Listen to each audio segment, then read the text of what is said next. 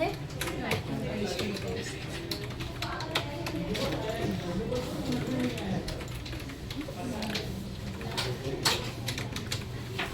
Trekking additional cost का simple सा मतलब क्या है कि आपके परचेजेस पर लगने वाली एक्स्ट्रा बच्चे, अब वो एक्स्ट्रा कॉस्ट आपकी कोई भी हो सकती है। आपका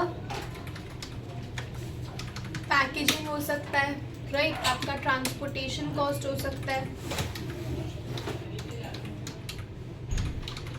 ये तो हो गया था। आपका कैरेज हो सकता है। ये टॉपिक मैम करा चुकी है। हाँ करवा दो, कोई नहीं, रिपीट ही तो कराना है।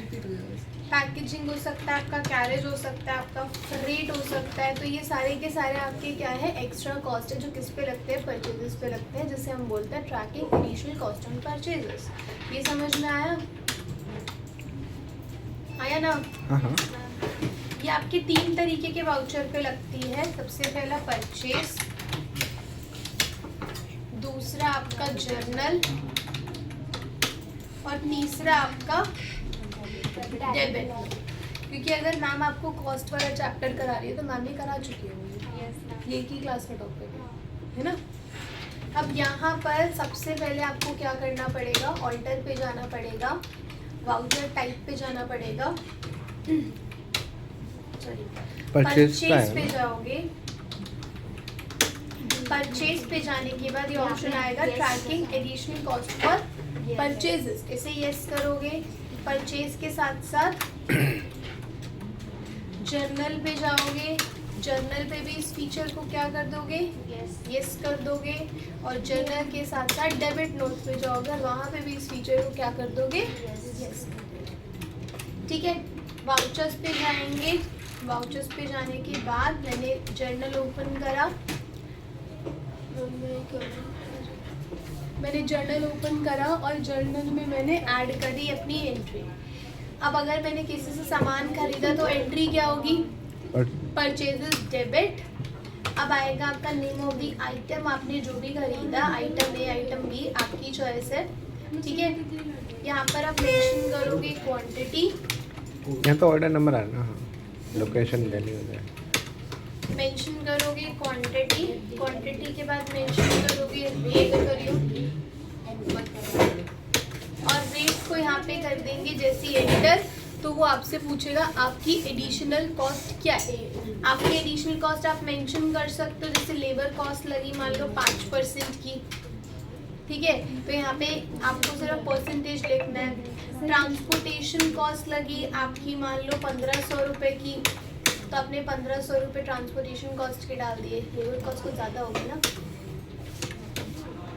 1% ले लेते। ठीक है, यहाँ पर मैंने 50,000 की लेबर कॉस्ट ले ली और यहाँ पर परसेंटेज की जगह सीधा अमाउंट में डाल दिया। तो आपके ऊपर डिपेंड करता है कि आप अमाउंट में डालना चाहते हो या परसेंटेज में डालना चाहते हो। ठीक है, अमाउंट में डालना है सीधा अमाउंट पे डाल दो, परसेंटेज में डालना है परसेंटेज पे डाल दो, सेव करोगे।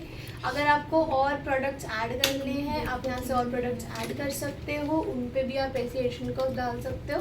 फिलहाल के लिए मैं एंड ऑफ लिस्ट करके यहाँ से बाहर आ रही हूँ। ठीक है, क्लियर है।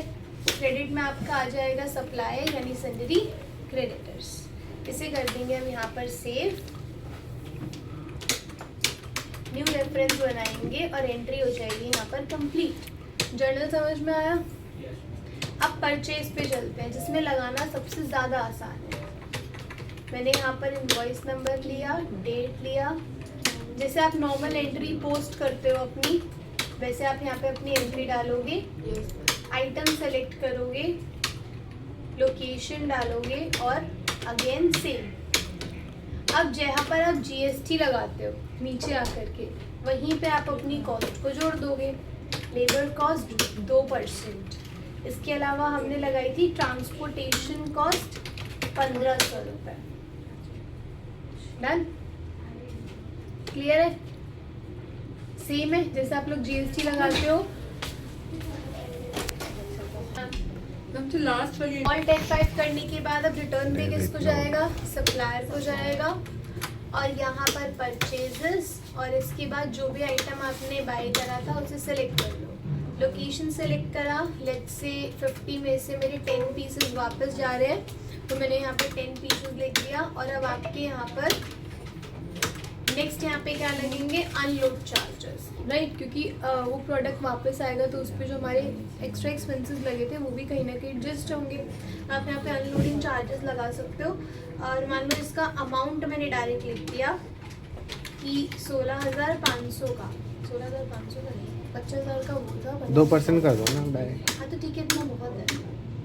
ठीक है, रीजन फॉर इशूइंग में आप डाल सकते हो कि सेल रिटर्न है। ये कैसा इसे आया? save कर दोगे अपने आप आ जाएगा इंटरनेट। बच्चे कौन सी क्लास है? टैली। टैली की। बुलाने से इनके स्टूडेंट्स को कुछ आते हैं। ठीक है, यहाँ पर आप इसे सेव करोगे और जिस बिल के अगेंस्ट आप सेटल करा रहे हो उस बिल को यहाँ पर सेलेक्ट कर लोगे। ठीक है, इसमें भी कम रहेगा।